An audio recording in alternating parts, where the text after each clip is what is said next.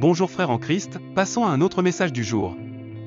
Avant cela, aidez-nous en vous abonnant et en aimant cette vidéo et partagez-la également avec un autre frère. Avez-vous déjà ressenti que, malgré votre foi et votre dévotion, vous faites face à des luttes spirituelles qui semblent inexplicables? Vous êtes-vous déjà demandé pourquoi les attaques s'intensifient justement lorsque vous décidez de vous rapprocher de Dieu? Dans cette vidéo révélatrice, nous allons explorer les signes importants d'une attaque spirituelle. Si vous traversez ces épreuves, il y a quelque chose que vous devez savoir, elles ne se produisent que parce que vous êtes un élu de Dieu. Cette vidéo est bien plus qu'un simple guide, c'est une motivation chrétienne puissante pour comprendre, identifier et surmonter les tactiques de l'ennemi qui tentent de vous éloigner de votre but divin.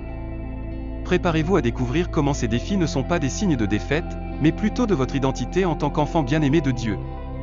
L'ennemi ne veut pas la réussite d'un enfant choisi par Dieu, c'est pourquoi il attaque en utilisant diverses stratégies. La Bible dit qu'il agit comme un lion, cherchant qui il peut dévorer. En tant que croyant, vous devez connaître ces tactiques. Il y a certains signes qui, une fois remarqués dans votre vie, nécessitent une action immédiate. Dans la vidéo d'aujourd'hui, vous apprendrez également ce qu'il faut faire pour arrêter ces attaques. Les attaques spirituelles sont des luttes, des obstacles et des batailles qu'une personne affronte dans le royaume spirituel. L'ennemi les invoque non seulement pour attaquer l'esprit d'une personne, mais aussi son corps et son âme. Bien qu'elles se produisent dans le spirituel, leurs effets peuvent se manifester dans le monde extérieur. Ces attaques spirituelles ne viennent ni de Dieu ni des anges, ce sont les œuvres des ténèbres et de l'ennemi.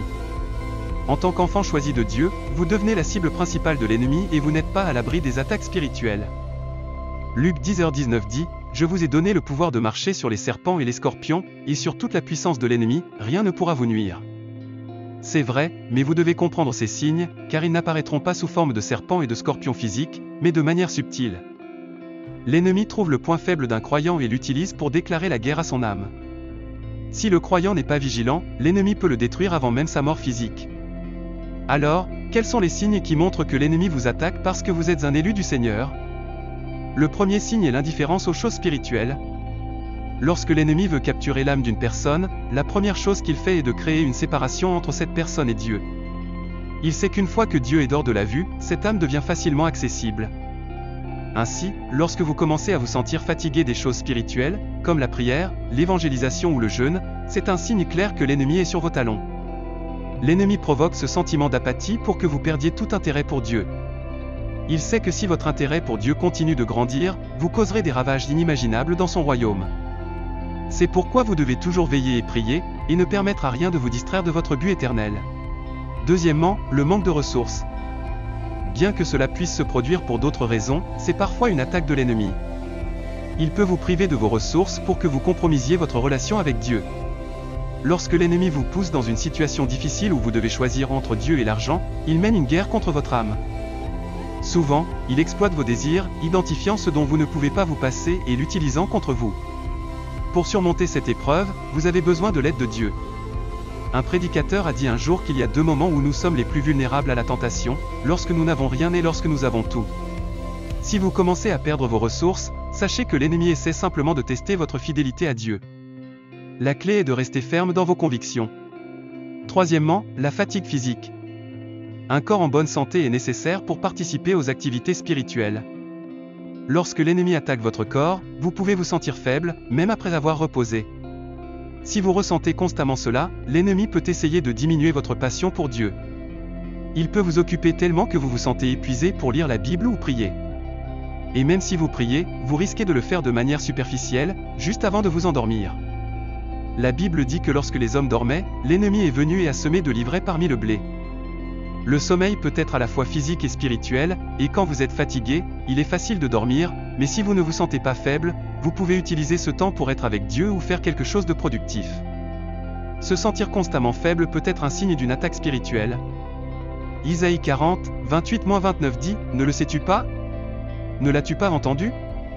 Le Seigneur est le Dieu éternel, le Créateur des extrémités de la terre. Il ne se fatigue ni ne s'épuise, et personne ne peut sonder son intelligence. Il donne de la force à celui qui est fatigué et il augmente la vigueur de celui qui est épuisé. » Dieu ne se fatigue jamais, alors vous devez le chercher pour obtenir la force quand vous vous sentez faible et épuisé.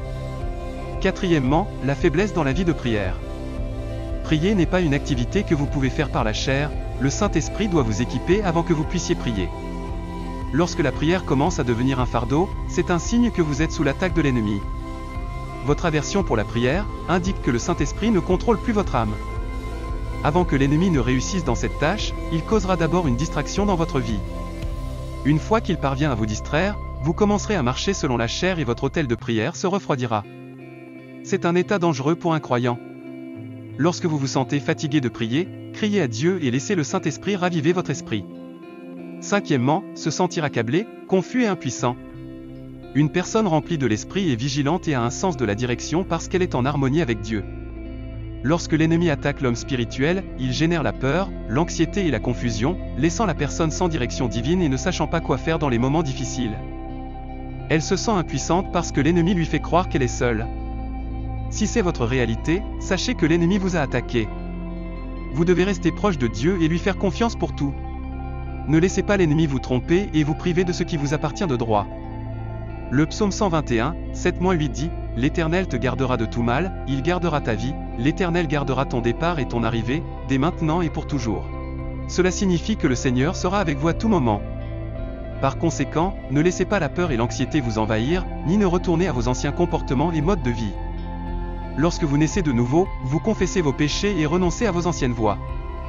Vous êtes appelés à vivre selon les commandements de Dieu jusqu'à la fin de votre vie. Si vous remarquez soudainement que vous revenez à vos anciens comportements et habitudes, sachez que l'ennemi attaque votre âme. Cela ne se produit pas d'un coup, cela peut être dû à des relations inappropriées ou à la participation à des activités passées. Lorsque cela se produit, l'ennemi se réjouit, car il sait que ce comportement affaiblit votre force spirituelle et vous rend plus vulnérable à d'autres attaques. Si vous constatez cela dans votre vie, il est crucial de retourner immédiatement à la présence de Dieu. Ce n'est pas la fin, ce n'est qu'une attaque, et Jésus est prêt à vous libérer de vos souffrances. Peu importe à quel point vous êtes tombé, Dieu peut vous restaurer à votre position d'enfant de Dieu. Sixièmement, l'éloignement des relations divines. Lorsque la vie de Christ vous remplit, vous appréciez la communion avec les frères et sœurs, vous aimez participer aux études bibliques, aux prières en groupe et aux rencontres spirituelles. Tout cela se produit parce que vous êtes vivant pour Dieu, et ces activités ne semblent pas être un fardeau, car elles font partie de la nature du Saint-Esprit en vous. Cependant, si vous commencez à avoir du mal à assister aux réunions d'études bibliques et de prières, l'ennemi peut commencer à attaquer votre âme. Restez vigilant et cherchez toujours l'orientation et la force de Dieu pour résister à ces attaques spirituelles et maintenir votre foi ferme. Si vous préférez passer plus de temps sur les réseaux sociaux que dans des conversations significatives avec vos leaders spirituels, sachez que vous êtes déjà une proie facile pour l'ennemi. Il sait que plus vous vous éloignez de ces relations, plus vous perdez le contact avec Dieu. C'est pourquoi vous devez être attentif et prudent. Lorsque vous remarquez qu'une activité ou une personne vous éloigne de vos connexions divines, éloignez-vous immédiatement. Un proverbe populaire dit « Il y a sécurité dans le nombre ». Je dirais de cette façon, il y a plus de sécurité dans le troupeau que de se promener seul. Ce désir de s'éloigner de votre couverture spirituelle est une attaque contre votre âme. Revenez à la maison. Chaque personne a un but sur terre, qui devient clair lorsque vous remettez votre vie à Christ et commencez à l'accomplir. Vous ne luttez pas seul, car vous avez le soutien du Saint-Esprit. Cependant, l'ennemi n'est pas satisfait de cela. Il sait que si vous continuez dans cette voie, vous deviendrez un outil puissant entre les mains de Dieu. C'est pourquoi il commencera à vous tenter avec des choses qui peuvent détourner votre attention et créer des difficultés pour accomplir votre appel. Cela peut commencer par de petits péchés, et c'est ainsi que la lutte commence. Il peut aussi orchestrer des problèmes financiers pour retarder l'acquisition des ressources nécessaires à l'accomplissement de votre destin. Si vous êtes pasteur, il peut attaquer votre ministère avec une telle intensité que vous pourriez presque abandonner votre mission. Mais ne le faites pas. Au lieu de cela, tournez-vous vers Dieu et priez jusqu'à recevoir une réponse. Rappelez-vous que Dieu parle à travers des rêves et des visions, utilisant ces moyens pour communiquer la paix, révéler l'avenir ou garantir la victoire sur un problème. Il n'envoie pas de rêves ou de visions qui incitent à la peur ou à la malveillance. Par conséquent, si ce que vous voyez dans vos rêves et visions sont des apparitions malveillantes, des catastrophes terribles ou des scènes immorales, l'ennemi lance une attaque contre votre âme. Son principal objectif est de remplir votre cœur de peur et de vous éloigner de la protection de Jésus.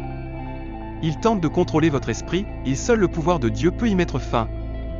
Maintenant, passons à la partie la plus importante de cette vidéo. Astérisque astérisque comment se libérer des attaques spirituelles, astérisque astérisque. 1. Astérisque astérisque retourne à ton Créateur, astérisque astérisque lorsque tu fais face à des attaques spirituelles, au lieu de fermer ton cœur à Dieu ou de chercher de l'aide auprès des hommes, tu dois t'humilier et revenir à lui. Seul Dieu peut t'aider à surmonter ces épreuves. Il a donné à son Fils un nom qui est au-dessus de tout nom, et au nom de Jésus, tout genou fléchira et toute langue confessera qu'il est le Seigneur. En revenant à Dieu, l'ennemi n'aura d'autre choix que de se soumettre. Dieu est le roc solide qui ne te décevra jamais. Même si tu es retombé dans de vieilles habitudes, ne laisse pas cela t'empêcher de t'approcher de Jésus. Il t'accepte tel que tu es et est prêt à te libérer de l'oppression de l'ennemi. 2. Reconnecte-toi à l'Église et restaure les relations divines. L'ennemi a tenté de te séparer de l'Église, mais pour te libérer, tu dois t'en rapprocher de toutes tes forces. Tu as besoin du soutien, de l'encouragement et des prières de la communauté de foi. Ne t'isole pas à cause des ruses de l'ennemi. L'Église comprend ta situation et est prête à te soutenir. Il est également essentiel de t'entourer d'amis pieux qui te guideront sur le bon chemin, ce qui sera crucial pour ta libération. En outre, il est important de se soumettre à une autorité spirituelle. Bien que tu aies Dieu, Jésus et le Saint-Esprit en toi, tu as besoin d'une couverture spirituelle. Ces personnes agiront comme mentors, conseillers et partenaires responsables, t'aidant à éviter les attaques de l'ennemi en détectant les signes de danger imminent. 3. Contrôle tes désirs. L'ennemi n'attaque pas sans raison, il cherche à exploiter les désirs en toi. Si tu tombes dans le piège, il saisira l'opportunité pour t'attaquer. Le meilleur moyen de contrôler tes désirs est de marcher selon l'esprit, ce qui te permettra de résister aux tentations de la chair. De plus, tu dois être spirituellement vigilant pour pouvoir affronter l'ennemi. Reste ferme face à ses manigances. Comme le dit Éphésiens 6, 12-13, notre lutte n'est pas contre des êtres humains, mais contre les forces spirituelles du mal. C'est pourquoi nous devons nous revêtir de toute l'armure de Dieu pour pouvoir résister au jour du mal, et après avoir tout fait, tenir ferme. Souviens-toi que tu es dans une bataille constante, et chaque minute de ta vie, tu dois être prêt avec l'armure de Dieu. Pour ne pas être vulnérable à leurs attaques, une partie de cette armure est la parole de Dieu et la prière. Consacrez du temps à l'étude de la parole de Dieu. Lorsque la parole de Dieu est en vous, l'ennemi aura du mal à trouver un lieu de repos dans votre âme. C'est parce qu'il ne peut pas supporter le pouvoir contenu dans la parole de Dieu. Pendant que vous étudiez et agissez selon la parole, il est essentiel que cela soit soutenu par des prières ferventes. Il est crucial de rester en prière constante pour surmonter les pièges de l'ennemi, car la prière renforce et augmente la présence du Saint-Esprit dans votre vie. Dans les Écritures, nous trouvons des personnages dont les actes de foi et de courage se distinguent, bien qu'ils passent souvent inaperçus. L'un de ces personnages est Joseph d'Arimathie, dont l'exemple nous enseigne comment la foi peut surmonter même les tentations les plus subtiles et dangereuses. Joseph d'Arimathie était un membre respecté du Sanhédrin, le Conseil suprême des Juifs, et un homme de grande richesse et influence. Il était connu pour sa bonté et sa justice, mais ce qui le distinguait vraiment était sa recherche sincère du royaume de Dieu. Malgré sa position, Joseph était un disciple secret de Jésus, craignant les conséquences que sa foi publique pourrait avoir dans une société qui rejetait le Messie. Joseph a affronté plusieurs tentations qui auraient pu le détourner de son chemin de foi. La première était la tentation de la peur et de l'autoprotection. Être un disciple de Jésus à une époque où les autorités religieuses et romaines persécutaient les chrétiens n'était pas une tâche facile. Joseph aurait pu céder à la tentation de protéger sa sécurité personnelle en choisissant de garder sa foi secrète et de ne pas agir lorsque cela était le plus nécessaire. La deuxième tentation était celle de la richesse et du statut. En tant qu'homme riche et membre du Sanhédrin, Joseph jouissait d'une vie confortable et respectée. La tentation de ne pas risquer sa position sociale et ses biens matériels était forte. Il aurait pu choisir de ne pas s'impliquer dans des situations susceptibles de compromettre sa position et sa richesse. La troisième tentation était l'inaction. Après la crucifixion de Jésus, de nombreux disciples se sont dispersés et cachés. Joseph aurait pu suivre l'exemple de l'inaction, attendant que d'autres prennent la responsabilité de s'occuper du corps de Jésus pour éviter des ennuis. Cependant, Joseph d'Arimathie n'a pas permis à ces tentations de le détourner de son chemin. Sa foi en Jésus et son désir d'honorer le Messie ont surpassé toute peur ou tentation. Dans un acte de grande bravoure et de dévotion, Joseph est allé voir Pilate pour demander le corps de Jésus, un acte non seulement dangereux, mais qu'il exposait également en tant que disciple de Christ aux yeux des autorités romaines. Joseph, en prenant le corps de Jésus, l'a enveloppé dans un linge de lin propre et l'a placé dans son propre tombeau neuf, creusé dans la roche. Par cet acte, Joseph n'a pas seulement honoré Jésus, mais il a aussi accompli les prophéties qui prédisaient que le Messie serait enterré dans la tombe d'un homme riche. Tout comme Joseph d'Arimathie, nous pouvons trouver la force de surmonter nos propres tentations grâce à une foi inébranlable en Dieu, sachant que nos actions en son honneur ne seront jamais vaines. Un autre exemple biblique est celui d'Abigaïl, l'épouse de Nabal, un homme riche mais insensé et grossier, qui vivait à Mahon, dans la région du Carmel. Contrairement à son mari, Abigaïl était une femme de bon sens et de belle apparence. malgré sa situation conjugale difficile, sa foi et sa sagesse ont brillé en un moment critique, démontrant comment sa relation avec Dieu la fortifiait. L'histoire d'Abigaïl se déroule dans un contexte de grande tension. David, qui n'était pas encore roi, fuyait Saül et se trouvait avec ses hommes dans le désert de Paran. Pendant son séjour, David et ses hommes protégèrent les troupeaux de Nabal des bandits, espérant recevoir une certaine rétribution. David envoya des messagers à Nabal pour demander des provisions, mais Nabal les rejeta de manière insultante, provoquant la colère de David. À ce moment-là, Abigaïl a fait face à plusieurs tentations qui auraient pu l'éloigner de son chemin de foi et de sagesse. Par exemple, elle aurait pu choisir de ne rien faire, permettant que l'orgueil et l'insensibilité de son mari causent un désastre. La passivité aurait été le choix le plus facile, évitant toute confrontation et protégeant sa propre sécurité. Confronter David, un guerrier redoutable avec un grand nombre d'hommes, était un acte dangereux. La peur aurait pu paralyser Abigaïl et l'empêcher d'agir pour protéger sa maison et son peuple. Elle aurait aussi pu adopter une attitude arrogante, méprisant David et ses hommes comme l'avait fait son mari. La tentation de maintenir son statut et sa richesse familiale au détriment de la justice et de la bonté était grande. Cependant, Abigaïl n'a pas permis à ces tentations de la dominer. En apprenant la situation, elle a rapidement rassemblé une généreuse quantité de nourriture et s'est rendue à la rencontre de David. Son action a non seulement évité un bain de sang, mais a également démontré une compréhension profonde et une foi en Dieu. Abigaïl s'est prosternée devant David, reconnaissant sa future royauté et suppliant pour la vie de sa famille. Elle a demandé à David de reconsidérer sa colère et d'agir selon la volonté de Dieu. Son discours n'a pas seulement désarmé la colère de David, mais lui a également rappelé son but divin et son appel à la justice. Impressionné par la sagesse et le courage d'Abigaïl, David accepta son offre et loua son discernement, reconnaissant que Dieu avait envoyé Abigaïl pour lui éviter de commettre une injustice, et il a salué son courage et sa foi. Tout comme Abigaïl, nous pouvons trouver la force de surmonter nos propres tentations grâce à une foi inébranlable en Dieu, sachant que nos actions en son honneur ne seront jamais vaines. Le courage et la sagesse d'Abigaïl nous rappellent qu'avec la guidance divine, nous pouvons agir avec justice et apporter la paix au milieu du conflit. Chers frères et sœurs en Christ, il est maintenant temps de prier. Père Céleste, je bénis ton nom pour la grâce que tu m'as accordée en participant à ta parole. Tu as ouvert mes yeux aux signes des attaques spirituelles et tu m'as révélé comment les surmonter. Désormais, l'ennemi n'aura plus de pouvoir sur moi, je suis libre pour toujours de ses flèches mortelles. Cependant, je sais que je ne peux pas faire cela par mes propres forces, soutiens-moi dans le pouvoir établi en Jésus. Seigneur, montre-moi ta miséricorde. Je confesse que je me suis égaré de tes commandements, ce qui a pu donner à l'ennemi un pouvoir légal sur mon âme. S'il te plaît, pardonne-moi et délivre-moi des griffes de l'ennemi. Renouvelle ton esprit en moi et laisse-moi expérimenter à nouveau la liberté. Seigneur, apprends-moi à maîtriser mes désirs, car c'est ainsi que l'ennemi m'attire dans son piège. Je ne veux pas que cela se reproduise. Je dois être capable de contrôler mes impulsions, de chercher ton visage avant de prendre toute décision. Je dois soumettre mon corps à ta volonté. Seigneur, aide-moi à étudier davantage ta parole, car c'est ainsi que je me revêts de l'armure de Dieu. Je ne dois plus être vulnérable aux attaques de l'ennemi. Je confie mes rêves et mes visions entre tes mains, l'ennemi ne doit plus y injecter d'apparitions maléfiques ni de scènes impures. Purifie mon esprit et renouvelle mes visions et mes rêves pour toi. Crucifie toutes mes anciennes habitudes et mon ancien style de vie. Seigneur, aide-moi à ne jamais m'écarter de ma protection divine. Je ne lutterai plus pour accomplir ton appel dans ma vie, je choisis de ne plus m'inquiéter de rien d'autre que de te faire confiance en tout. Tu m'as choisi, donc je suis sûr que je te glorifierai dans ma vie. S'il y a un vide que je ne peux pas voir dans ma vie, s'il te plaît, comble ces trous de manière divine. Fais de moi une terreur pour l'ennemi. Ma vie de prière ne doit plus faiblir.